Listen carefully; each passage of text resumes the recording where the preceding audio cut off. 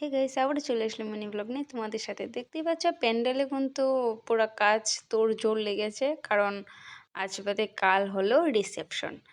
যাই হোক, মানে আমাদের রিচুয়ালসে নাকি মানে বৌদি ভাই শ্বশুর বাড়ির চাল দেখতে পারবে না, মানে সন্ধ্যাবেলায় আসতে হয়।